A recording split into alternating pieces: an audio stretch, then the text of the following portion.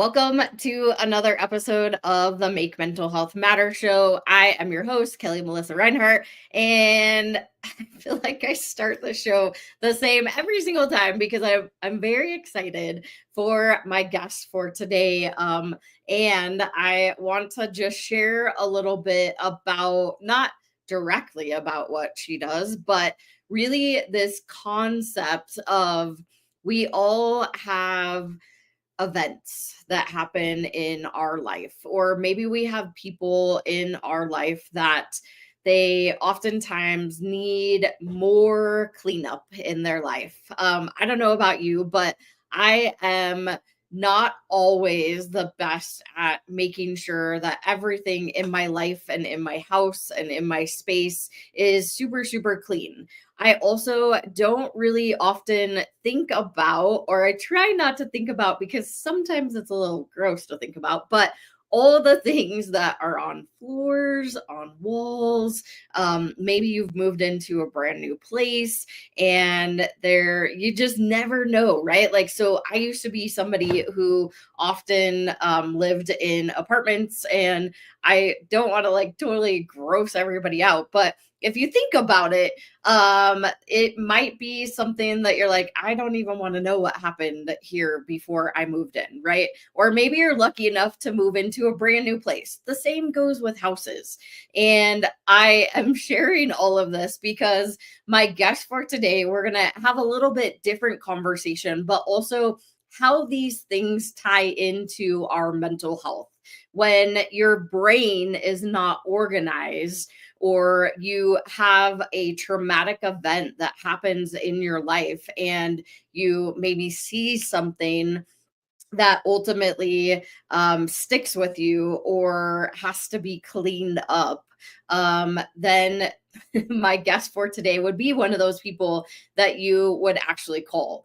But kind of shifting back into the mental health mindset of experiencing, whether it is a traumatic event or it is the loss of somebody, something, and it really can affect our mental health, our well-being. And sometimes that translates into other things that happen or go on throughout our life.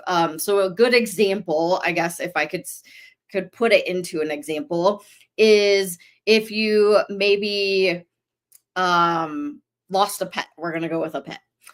So maybe your pet passed away at home. That in your brain is a traumatic event, and that pet, you're going to have to take it to the vet or to wherever you take it to have it cremated or whatever it is, right? So we have this experience that happened right in front of our eyes. Then later on, we go down the road and maybe we have another pet, and we're just thinking about that old pet. And that experience can really affect our mental health in ways that we don't even understand that it affects us, because maybe we didn't process what had happened with that other pet yet. And now we're just in this vicious cycle of not really healing the trauma or whatever we experience with the loss of that pet, or maybe we didn't give time to grieve. And I know I'm talking in very broad, general terms, but there are pivotal moments within these points that we as humans have to start to process things. And there's also, when we talk about like the loss of a pet and maybe they passed away at home, there's other things that we have to think about, like the cleanup factor, or and you probably didn't even think about these type of things, but those are some of the things that we're going to be talking about. So without going in circle and circle and circle and circle, I'm going to introduce my guest for today. So Cheryl, she is a biohazard cleanup business owner who is passionate about mental health advocacy. She really works with families dealing with traumatic situations such as homicides, suicides, drug overdoses, hoarding, and more. She really takes all these experiences and it has deepened her compassion and those that are struggling with a mental health challenge. So she is in her 8th year of property restoration, specializes in biohazard remediation, including meth and drug contamination. She holds various certifications and training to handle challenging situations with professionalism. Cheryl is also involved in community organizations such as the Arapahoe Community College Foundation Board and the Colorado Suicide Prevention Commissions. Alongside her husband, as owners of BioOne Denver, they have received numerous awards for their services. Cheryl welcomes the opportunity to educate property owners and organizations about drug contamination. Her recognition through business awards and involvement in the community organizations showcase her hard work and commitment. So, without further ado, Cheryl, thank you so much for joining me. My pleasure to be here. And while the topic is a very serious topic, it does excite me to get to talk with you and actually hopefully help someone with the conversation we have today. Yeah, and I know I was talking in generals, right? Right. I hate to like share everything that my guests do right before they come on, It's but okay. I think it's a great conversation. So, but first, can you tell the audience a little bit about yourself and your story? Absolutely. And first of all, I'm going to start with your pet analogy, your pet story. We tragically lost, ended up putting down our first family cat just about 3 weeks ago, 5.5 months old, attacked by a fox and had multiple traumas. And I had no idea how hard that was going to hit me. And it took me days before I even wanted to talk. So I've definitely had my own recent experience with that. And that's just one little smidgen of the kinds of things that help me relate to folks that are experiencing a loss. A little bit of background, my husband Greg and I started our business and had no idea how much we would be in a position to help people. We knew that this business was in the service of helping people at a time when they don't know how to help themselves or shouldn't take care of the situation. And over the last 8 years, this is what we're going to talk about today. But we just decided to, after corporate exits, to step into this role, and we approach it with, as you said, compassion. We understand that people are experiencing some kind of trauma in almost every situation that we deal with. And we have just spent time listening and talking. And the more we do this, the more compassionate we become, and the more we want to find ways to help people, in addition to, making a living kind of thing. Yeah, And there's so much. I mean, I forgot about your pet story and I don't know why my brain went into that place, but it's okay. yeah. So with the exit of, I mean, the corporate world, which I totally 100% understand too. And then, I mean, this is a pretty big shift into the space of biohazard cleanup. Mhm. It is. And with just a little bit of background, we were looking at all kinds of businesses. And we also had another sister company that took care of water, fire, and mold. And we actually have sold that business because this is the one that we want to focus on and just be all in and not consumed by, but dedicated to 100%, because there's so much need out there. And the more that we learn and gain experience, the better we can help folks. So we both left our white collar positions. And I'll tell you, in the beginning, it was me and one employee, and we were the ones in the field. And other than hanging out in crawl spaces and attics with what some of the, animal stuff that can go on in there, I have done all that hard stuff. I have been exposed to the trauma, and I learned about vicarious trauma, secondary trauma, which I have and work through, even outside of my kitty. But, I'll tell you, walking into a home where there's been a loss of life, particularly when it's a parent with young kids, and when we walk in, we the typically the space is empty, but we walk in and we see family photos, we see kids' toys, and that just grabs us. That grabs us. And we realize that affects each one of our technicians, our team member, and we actually pay for counseling for them when they need it, and understand the gravity of what we're dealing with. And this is just something that we have chosen to do and chosen to continue to do.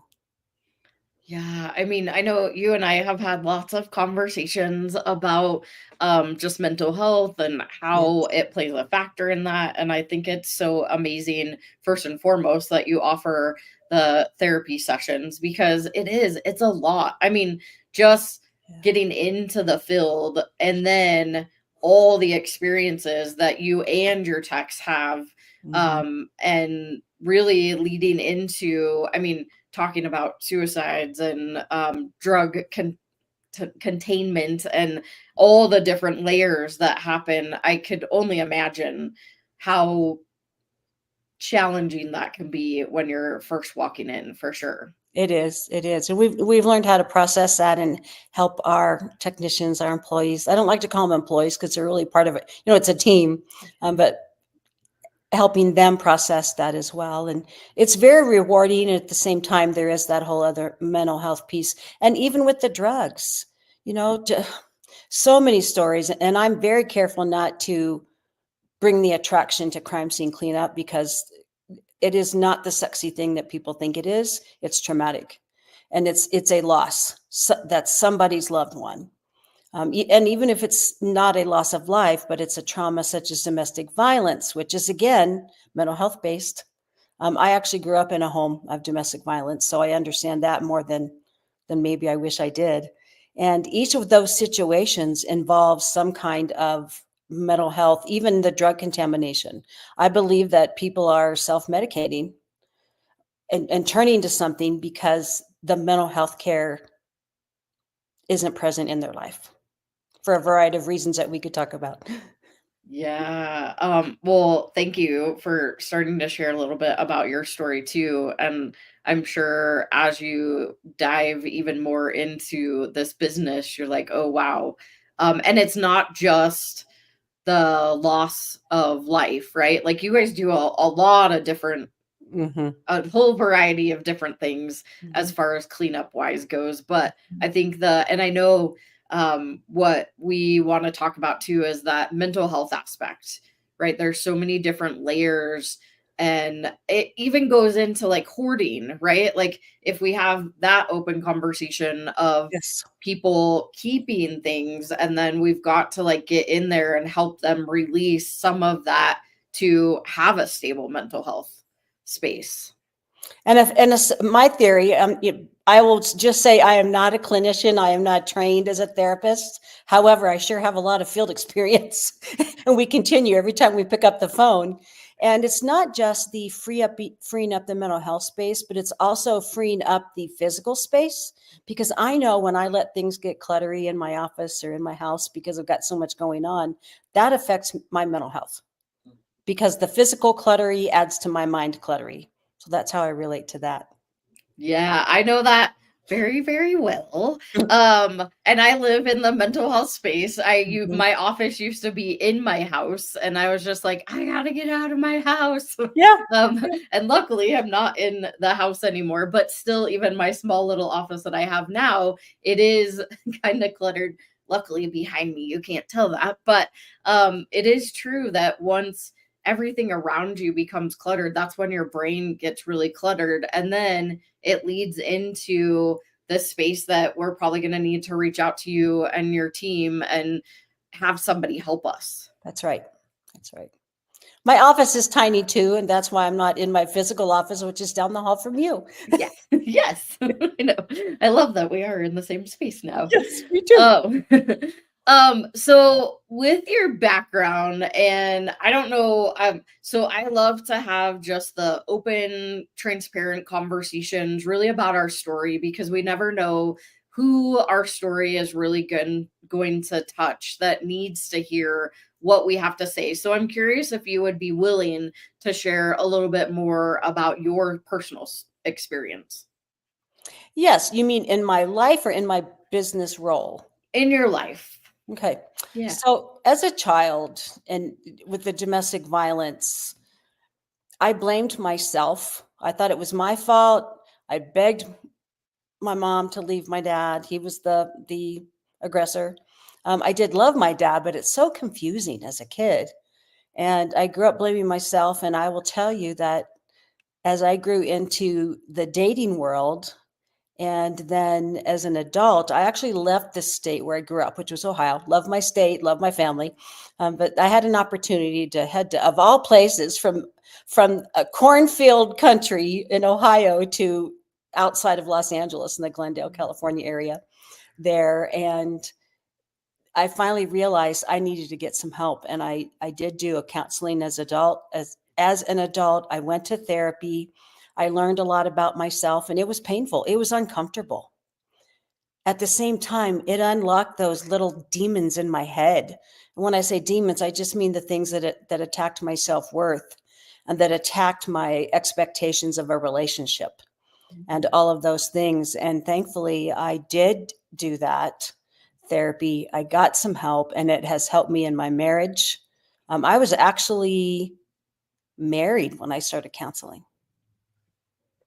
And I'm really glad I did. And, there's some times when I need to do that myself as an adult because of what we're exposed to. And I understand the whole victim thing because my mom was a victim. I was a victim. My brother was a victim. And we can talk about that whole victim support thing if we get there today. However, I do see that we need to get help with it and that self-worth is affected by it. And keeping that locked inside, as I said, then those little demons or those little attackers just stay in your mind unless you untrap them and move forward with some therapy and talking it out and some support. Wow. Yeah, and I'm hoping that we do get there because I'd love to chat more about that. What we're gonna do is go to our quick first sponsored break, but then once we get back, we can just kind of explore where it goes from here. So we'll be right back after this quick sponsored break. And this episode is sponsored by Cheryl and Bio1 Denver. They are a biohazard mitigation experts who protect you by cleaning the messes that are unsafe for you to clean. We'll be right back after this sponsor break. 8 million people die by suicide in the world each year. One person dies due to suicide every 40 seconds. Have you ever felt completely alone? Like your life doesn't matter. You are not alone. Call the National Suicide Lifeline at 988. Hope and recovery is possible. You can help too. With only $19 a month, you help us save lives through mental health and suicide prevention education. Scan the QR code or go to makementalhealthmatter.org to sign up as a warrior for mental health today. Hi there, my name is Angelique Kapoor and I am the host of Take the Lead, a consciousness movement with Angelique Kapoor. Join us on E360 TV every Monday at 6 p.m. Pacific Time, 9 p.m. Eastern. Take the Lead, a consciousness movement with Angelique Kapoor. And like that, we're back. We're back. If you just happen to be joining us, thank you so much for watching the Make Mental Health Matter show. My guest, Cheryl, we are chatting about her story, but also her company, Bio1 Denver, and how they do cleanup that you probably shouldn't be doing yourself. So I know you shared a little bit about your family experience and having domestic violence in the house and really moving into a whole nother state, but finding that you needed to get extra help. You needed to get extra support through therapy, and then which ultimately helped in your marriage and where you're at today, which I know with the business, it can be challenging, especially with what you all see on a daily basis. But I think that understanding, even with your texts, that therapy is a great option to have. And I know you started talking about survivors. So I'd love for you to talk a little bit more about that. Be happy to talk about that. And it's the survivors that Greg and I deal with every day, and our employees and our team. And, I am a survivor from domestic violence. And I'm going to share something to be vulnerable that I very seldom talk about. There was a point in my 20s when I actually thought about taking some pills. And that's not something I talk about much, and I should share that more. So I've now learned through volunteering with the State Suicide Prevention Commission that that is a lived experience, because I contemplated it and I was close. And survivors of all of these traumas, there's just a special place for them, and we don't always know where to turn for help. I know that the group that I largely participate with the State Suicide Commission is postvention, which is dealing with the survivors, those that have what we term as lived experiences.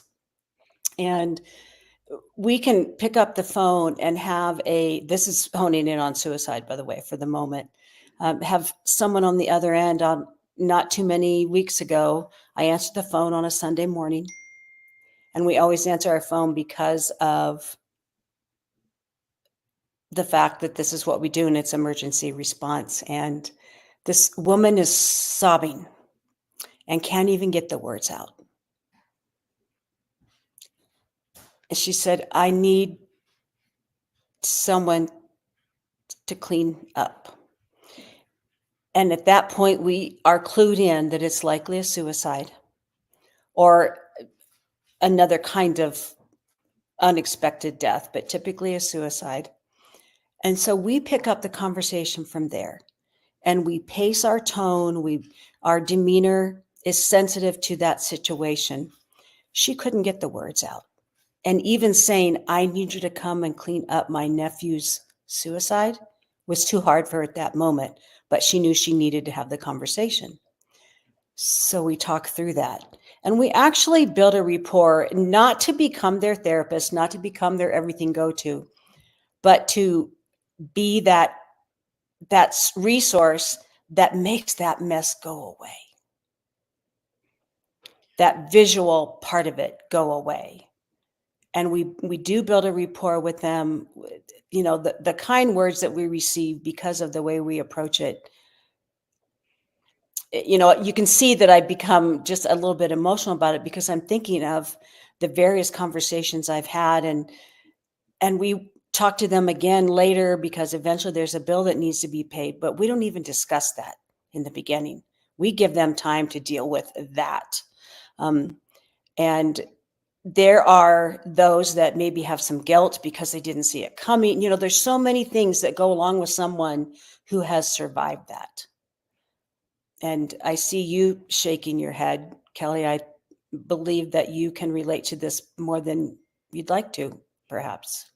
Yeah, I think about after my sister passed, she lived in an apartment, and they had to come in and clean up, and I don't talk about the means, because in the mental health space we try not to talk right about the means, but when she died by suicide, it was something that had to come be cleaned up. And I could only imagine. And I think about that, interestingly enough, I actually think about it fairly often, but I think it was more so because we weren't able to go into the apartment, but her boyfriend at the time, he had been in there, and so with my family, we were all standing outside when the coroner rolled my sister's body out of the house.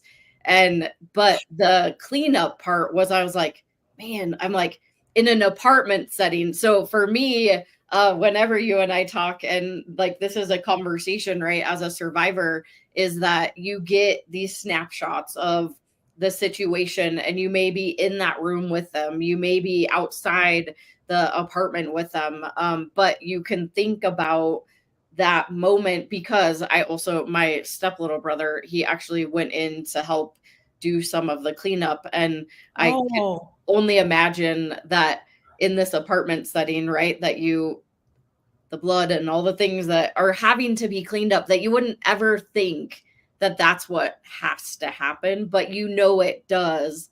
And I still actually passed by the apartment complex that she lived in, and I look at the, like the, because it was an outside facing one against the street, like I know which one it is specifically, with the window and all mhm, those things, right? So right. as a survivor, you have those little snapshots of all the images as these things had transpired.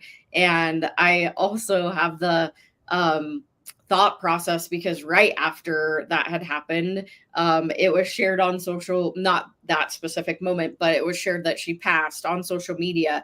And Mhm. there's all these things that you're like, you're trying to like stop the storm from happening around, because there's important people that need to find out before others find out, especially Abs- her daughter. And so it mm, is, it's a very interesting thing to think about, the cleanup wise. And then, like I was saying kind of at the beginning, is if you're somebody that moves into that apartment, I'm like, do they have to tell the next people that somebody died in that apartment? Like these things go in my head, which is, I think, really interesting. And I'm sure that's something that you all experience as you encounter survivors. Yes, yes, we do. And just to share that in Colorado, you do not, it's my understanding, the latest real estate law is that you do not have to disclose that death when you sell a home. In an apartment community, discretion is so important by the cleanup company, friends, people with their phones that are, you know, recording things that they shouldn't be recording. And I have dealt with media at some crime scenes, and just keeping that as public and private. I mean, as invisible to the public as possible, and keeping it private. And especially that's something that people should look for in a cleanup company, is their discretion. I could post all kinds of things about the stories we know and the crime scenes and the this and the that, and we just don't. In fact, we drive unmarked vehicles because we don't want to attract attention. Imagine, Kelli, in your situation, if the cleanup company had pulled up in a vehicle that's all branded and announcing that. It's all about protecting the survivors as best as possible, doing what we need to do, and helping them go to that next step. And that's something that we take very seriously, as being that quiet little piece of helping them move on to that next step, so that they can go back into that apartment, go back into that home. And yes, we maybe had to remove some carpet or some furniture, what have you. And they know, we can't take that away, but we can certainly take away what you talked about, and the things that they shouldn't see. And another story about a survivor, I think about this was actually just last Christmas time. It was, unfortunately, gang to gang shooting in an apartment. And when our crew was there quietly cleaning up, there was a tiny little Christmas tree with several gifts under it. And we learned that a 3-year-old daughter and her mom were in the bedroom when this happened. And we found that the gifts for her under that tree were contaminated. We went out and bought wrapping paper and tape and rewrapped those Christmas gifts for that little girl. And to think about what she's going to live with as a survivor. She's only 3 years old. 3 years old. And this was in the news. This was big news. And it just shouldn't have been in the public, but it is. We know what the media does. But I think long term, that survivor has a long road ahead of her. And if she can get some resources, maybe not given the demographics, but that's where victim advocates come in as well from the various police departments. And we will learn as much as we can about them as long as they let us, and then share resources for their mental health journey.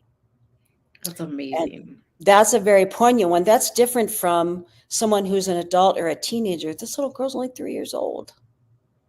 So she has a long time survivor story, a long journey ahead of her. And that's just one that came to mind as we were talking to, think about how are we as a community that knows that mental health is important. How do we help someone like that survivor with their mental health? And I mean, what you do to help as far as, unmarked, right? That is, if I think in my brain and somebody showed up and it's like Bio on Denver and they're like packing in all this stuff, right? I'd be like, what is happening? If I was somebody in that neighborhood or I wasn't a part of it, I'd be like, what in the heck is happening in my neighborhood, right? So I love the discretion that you guys have, and you have to think about all those people that are involved, and not even the ones that are inside the apartment. It could be people outside or next to that apartment that are affected. And there's so many layers, I think, especially to what you do. And I have a question that's popping up into my head, but we have to go to our next quick sponsored break, and then I will ask that once we get back. Okay. 1,917 people die daily from suicide globally. I lost my middle sister, Carrie, to a completed suicide on February 20th, 2017. How does Make Mental Health Matter save lives? Number 1, awareness. My story, however, it isn't unique. I am a domestic violence survivor and a recovering addict. For 14 years, I was in active addiction. And because of Kelli and the work that she does and the opportunity to have my voice heard, I was able to stay clean and sober and have hit a year. I'm still here. And if it wasn't for Kelli answering my call the day that I thought I was going to take my life. Number 2, conversation. I'm curious, and I know that I've heard a lot in the BIPOC community. It is very hush-hush. It's like one of those things that you don't talk about. Like, you literally feel like it's not a conversation you can have. So can you talk a little bit more about that? First, shout out to Kelli, because I'm glad that she asked the question. I researched you before I went on your show, and I saw how real and authentic you were. And I just appreciate the question, because it is different and we have to have tough, courageous conversations. So yes, I always say I'm a triple diversity threat. I'm a Black woman with multiple disabilities. Now, I'm not really a threat, but to other people, I may be, because people fear the unknown and what they're uncomfortable with. Number 3, education. Kelli's passionate commitment to mental health awareness is a beautiful thing. It's clear in her social media posts, it's clear in the resources that she puts together, in the activities that she provides, her collaboration with organizations, and the consistent way that she continues to deliver a message, encouraging people to understand that they can share openly and to break the stigma around mental health. Kelli's topics cover children and adults, talk about things that we can do as a community, things that we can do individually, and her website is packed with information and resources and all kinds of contacts that you can use to reach out, whether you're dealing with something yourself or you're looking to help somebody else who is struggling. I encourage you to check it out. And like that, we're back again. If you happen to be just joining us, make sure you go back and watch the rest of this or listen to the rest of it, because we've had some really great conversations. And the question that popped into my head before we went to the break, because you and I actually had to have a recent conversation about this, and it was something that I didn't understand. So, and talking about like drug use, cleanup of the contaminants of drugs, and then also when somebody dies by overdose, which I consider a suicide, I you had given me some information as related to the cleanup process that was not something that I ever thought about. Yeah, so I'm wondering if you could just share a little bit more about like drug contamination and the cleanup and how that really affects people and they need to be aware of it. Sure, happy to do that. Unfortunately, drug use in properties and in vehicles, by the way, as well, is more, what's the word I want? It's happening more than we realize. And we have trained ourselves, not trained ourselves, we have received training in the main two areas, which is meth and fentanyl, because fentanyl is being laced into most of the drugs. And there's lots of stories there as well. So fentanyl is something that people have heard. I call it the F word when I present and educate. Biohazards, drug contamination, especially the F word. Fentanyl is, as most people now know, life-threatening. It's very easy to get contamination from that. And I'm just trying to be careful how I say this. So one thing I want to share with you, we've been educated that if some of it gets on your skin, you're likely not going to die from that unless you have an open cut or you touch that and then put your fingers in your mouth or, some other way for it to enter your bloodstream. However, it's the air particulates that become dangerous.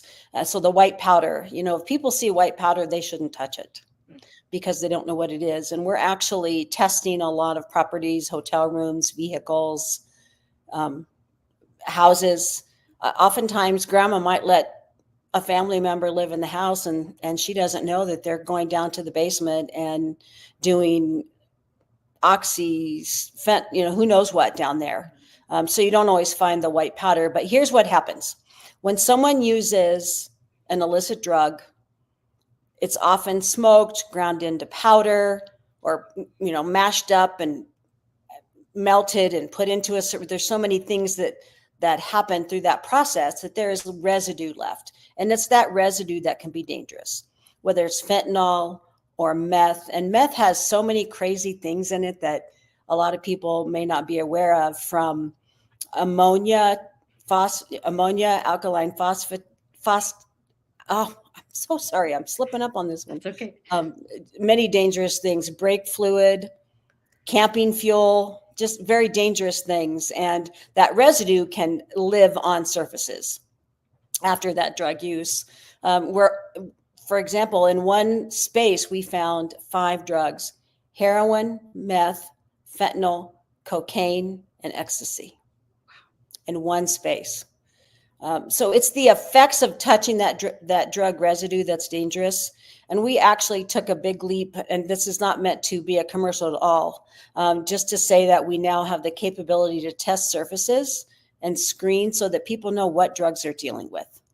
And actually, our state, Colorado, regulates methamphetamine cleanup, whether it's a vehicle or any kind of a property, commercial or residential.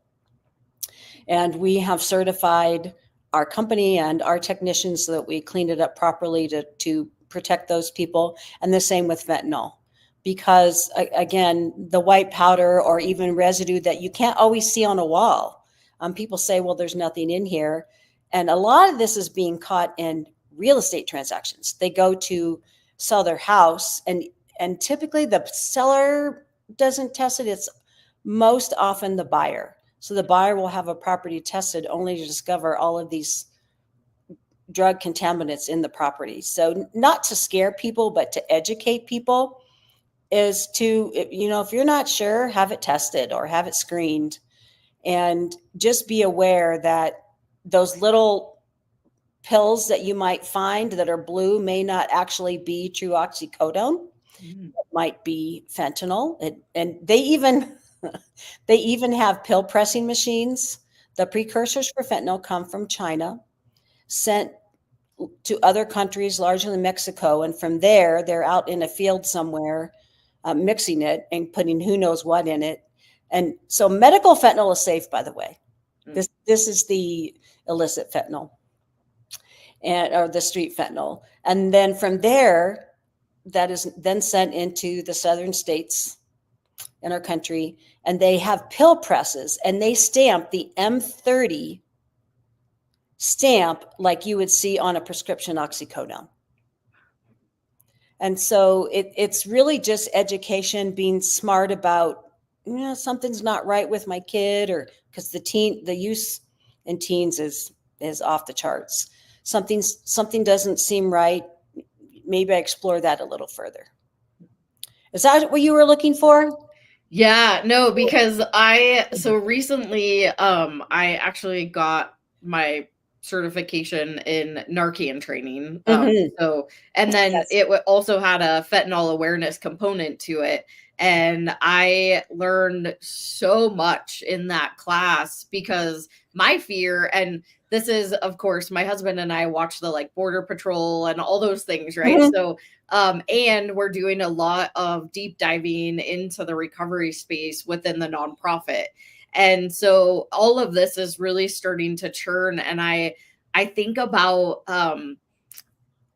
so there's moments in like Border Patrol where cocaine is in a dollar bill and it's like thrown out the window. And in my brain, I went straight to fentanyl and I was like, oh my gosh, like if people are doing that with cocaine, they're probably doing it with fentanyl. Now we have this dollar bill and then I give it to my kid and I start freaking out and I'm just like, oh my gosh, like this is a thing. And I'm like, what's going to happen with dollar bills or $100, right? Like I know in the drug space that they use all kinds of things to contain it or use it like snorting. And so, yeah, that's where my brain went, was like, oh my gosh, but it's good to know that there are people out there like you all that can come in and test these things. And I didn't even think about when you go buy a place to have it tested. Like that's pretty brilliant. But I also, the other question that I had is, so when somebody overdoses in a house, it's not just like a standard take the body out. Like there's other things that you need to think about. And that was kind of the key piece. Can you just share a little bit? Because I think the bodily fluid, when you were talking to me about that, I never thought of it. Yes. And oftentimes when it's, especially in the case of a drug overdose, they're sick before so that they are throwing up. And the drugs are around. And we did an overdose. They called it a suicide when we got the phone call. But all of the sundry of drugs and drug paraphernalia that was around was disturbing, concerning. And we find things like, some of it is obvious, like a pipe, a glass pipe.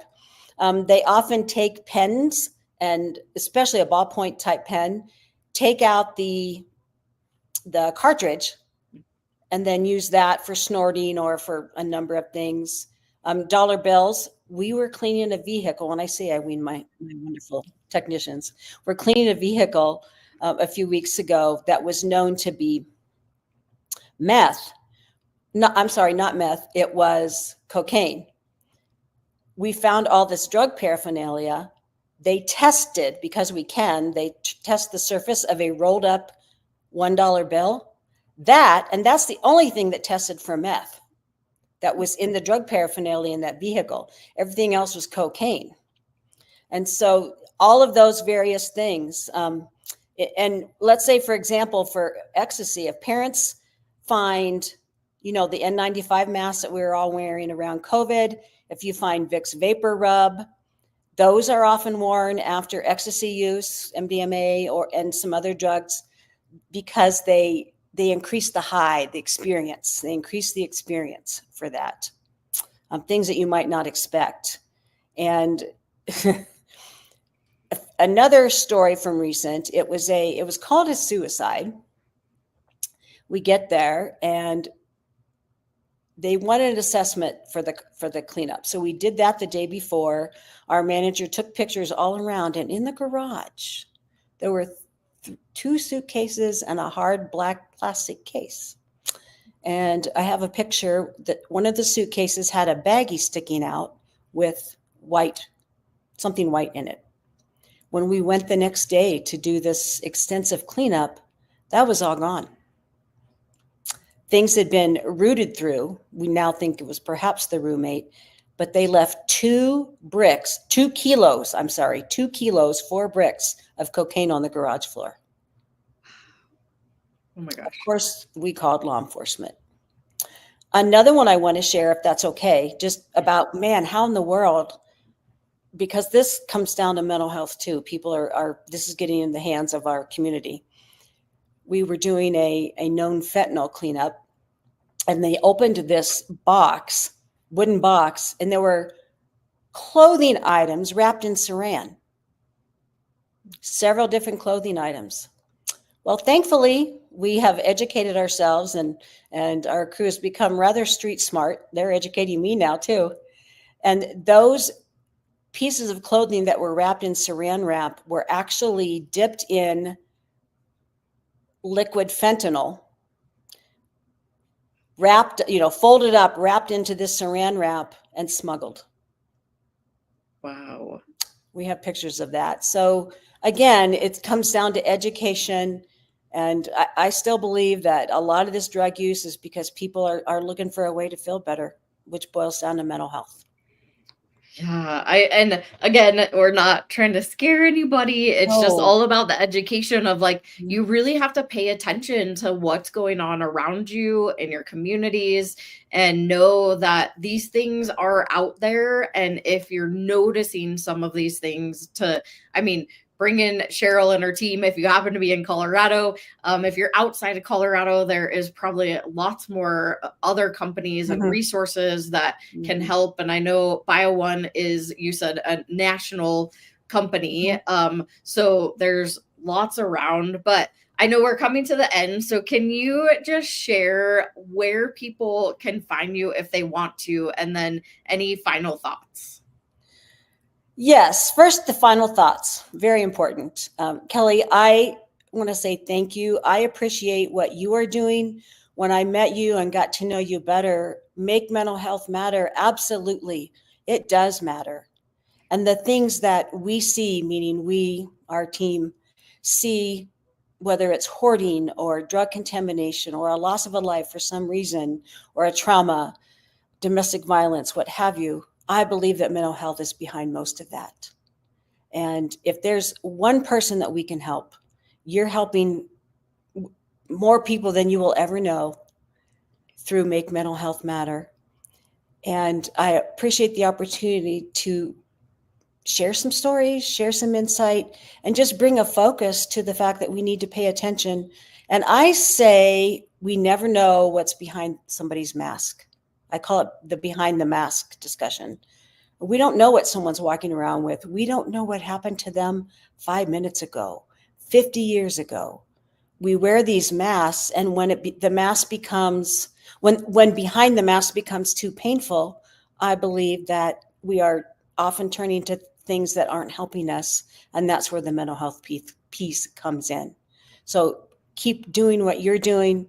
Happy to be part of the solution. I hope that we can touch some lives. And I heard a term somewhere in the mental health space, change the narrative. It's okay to talk about it. It's okay to seek help. Yeah.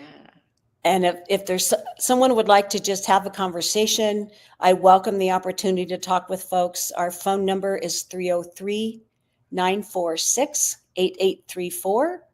You can find us on the internet, on the web at biohazard.com. And actually on that webpage, we have a 50-some page resource for suicide prevention, postvention. So it's a resource guide about suicide, and we just welcome conversations. We want to help. Amazing. And for those of you that are listening, it is BIO1 ONE den.com that you can find Cheryl and her team. So Cheryl, thank you so much for this conversation. I could talk to you for hours, but I really appreciate you being here.